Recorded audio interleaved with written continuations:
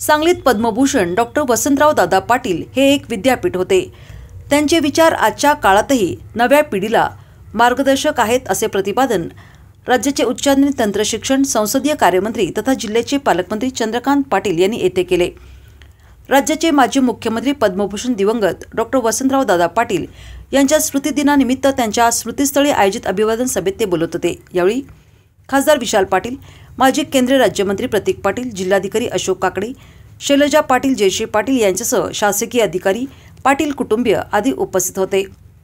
माजी मुख्यमंत्री पद्मभूषण दिवंगत डॉक्टर वसंतराव दादा पाटील यांच्या कार्याला अभिवादन करून त्यांच्या कार्याला उजाळा देताना पालकमंत्री चंद्रकांत पाटील म्हणाले, पद्मभूषण डॉक्टर वसंतराव दादा पाटील यांनी देशाच्या स्वातंत्र्य चळवळीत क्रांतिकारक म्हणून योगदान दिले।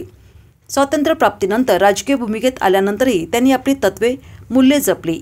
ते सर्वसामान्य माणसाला आपले करणारे नेतृत्व होते। वर्षानुवर्षे ज्यांच्या स्मृती पुसल्या गेल्या नाहीत असे वसंतराव दादा यांचे नेतृत्व होते। शिक्षणासाठी दक्षिणेला जाणारा ओढा त्यांनी विनाअनुदानित महाविद्यालय सुरू केल्याने थांबला। आजही राजकारणात त्यांचे अनेक दाखले दिले जातात असे त्यांनी सांगितले। प्रारंभी पालकमंत्री चंद्रकांत पाटील यांनी पद्मभूषण दिवंगत डॉक्टर वसंतराव दादा पाटील यांच्या समाधीस्थळी पुष्पहार अर्पण करून आदरांजली वाहिली।